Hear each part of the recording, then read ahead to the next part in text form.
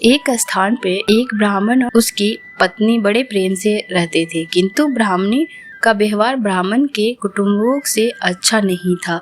परिवार में कलह रहता था। प्रतिदिन के कलह से मुक्ति पाने के लिए ब्राह्मण ने माँ बाप भाई बहन का साथ छोड़कर पत्नी को लेकर दूर देश में जाकर अकेले घर बसाकर रहने का निश्चय किया। यात्रा लंबी थी। जंगल में पहुंचने पर ब्राह्मण को बहुत प्यास लगी। ब्राह्मण पानी लेने गया। पानी दूर था, देर लग गई। पानी लेकर वापस आया तो ब्राह्मणी को मरी पाया। ब्राह्मण बहुत व्याकुल होकर भगवान से प्रार्थना करने लगा। उसी समय आकाशवाणी हुई कि ब्राह्मण, यदि तू अपने प्राणों का आधा भाग इसे देना स्वीकार करते हो तो ब्राह्मणी जीवित हो जाएगी।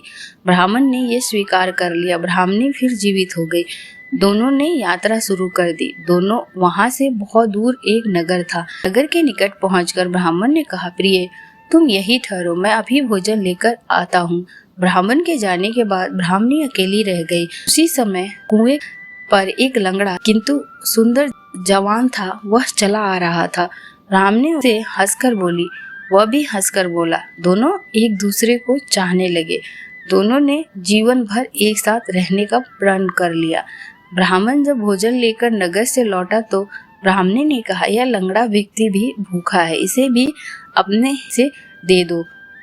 ब्राह्मणी ने ब्राह्मण से अनुरोध किया कि इसे लंगड़े व्यक्ति को भी साथ ले लो, रास्ता अच्छा कट जाएगा। तुम जब कहीं जाते हो तो मैं अकेले रह जाती हूँ, बात करने को भी कोई नहीं होता। इसके साथ रहने से कोई बात करने वाला तो रहेगा। ब्राह्मण ने कहा, हमें अपना भार उठाना ही कठिन हो रहा है, इस लंगड़े का भार कैसे उठाएंगे? ब्राह्मणी ने कहा, हम इसे पिटारे में रख लेंगे। ब्राह्मण को पत्नी की बात माननी पड़ी। कुछ दूर जाकर ब्राह्मणी और लंगड़े ने मिलकर ब्राह्मण को धोखे से कुएं में धकेल दिया। उसे मरा समझकर वे आगे बढ़े। नगर की सीमा पर राज्य कर वसूल करने की चौकी थी। राजपुरुष ब्राह्मणी की पटरी को जबरदस्ती उसके हाथ से छीन कर खोला तो उसमें से लंगड़ा छिपा था। यह बात राज दरबार तक पहुंची। पूछने पर ब्राह्मणी ने कहा, यह मेरा पति है। अपने बंधुओं से परेशान होकर हमने देश छोड़ दिया है। राजा ने उसे अपने देश में बसने की आज्ञा दे दी। कुछ दिन बाद किसी साधु के हाथों कुएं से जाने के उपरांत ब्राह्मण भी उसी राज्य में पहुंच गया। ब्राह्मणी ने जब उसे वहां देखा तो राजा से कहा कि ये मेरे पति का पुराना बैरी है, इसे यहाँ से निकाल दिया जाए या मरवा दिया जाए। राजा ने के वध की आज्ञा दे दी। ब्राह्मण ने आज्ञा सुनकर कहा, देव, इस स्त्री ने मेरा कुछ लिया हुआ है, वह मुझे दिलवा दिया जाए। राजा ने ब्राह्मणी को कहा, देवी, तूने इसका जो कुछ लिया हुआ है सब दे दे। ब्राह्मणी बोली, मैंने कुछ भी नहीं लिया। ब्राह्मण ने याद दिलाया कि तूने मेरे प्राणों का आधा भाग लिया हुआ है, सभी देवताओं इसके साक्षी है। ब्राह्मणी ने देवताओं के भय से वह भाग वापस करने का वचन दे दिया, किंतु वचन देने के साथ ही वह मर गई। ब्राह्मण ने सारा वेदांत राजा को सुना दिया। कहते हैं, लालच इंसान को अंधा बना देता है, लेकिन जब भगवान की नज़र उस लालच पर पड़ती है तो सब कुछ छिन जाता है। ये कहानी है रामू की, जो लालच में ऐसा डूबा कि उसका जीवन ही बर्बाद हो गया। गांव का रामू मेहनती था, लेकिन उसकी भूख कभी खत्म नहीं होती थी।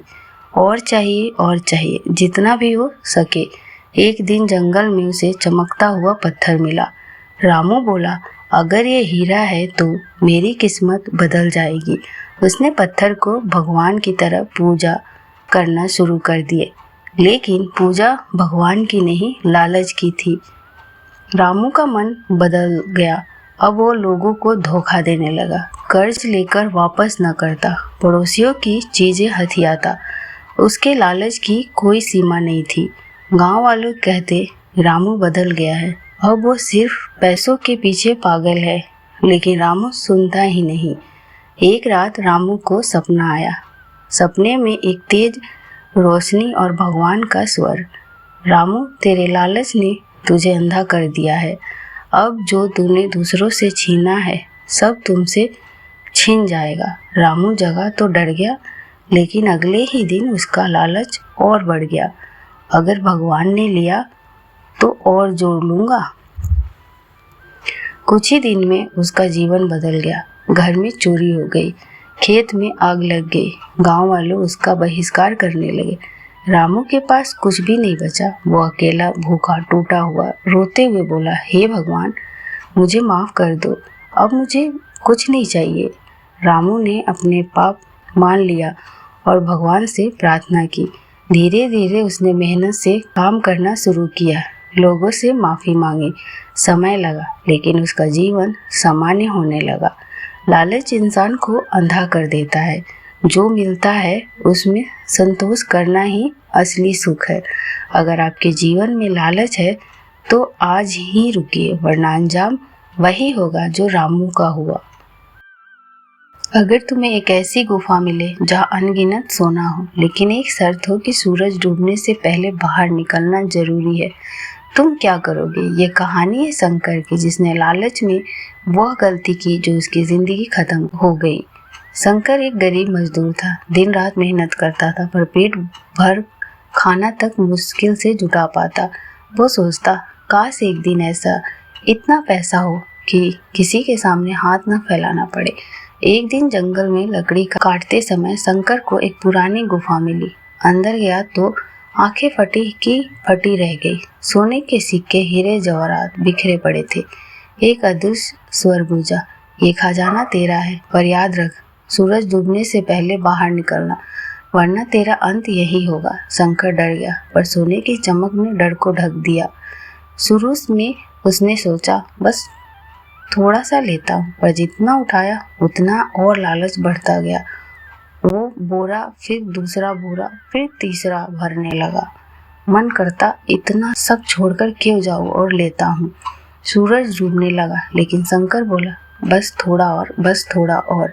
अचानक गुफा का दरवाजा बंद होने लगा। शंकर ने दौड़ने की कोशिश की, लेकिन बोरे का बोझ उसे पीछे खींच रहा था। धड़ाम, दरवाजा बंद। गुफा अंधेरे में डूब गई। शंकर की चीख जंगल में गूंजती रही, पर कोई सुनने वाला नहीं था। अगले दिन गांव वाले आए तो गुफा खाली थी।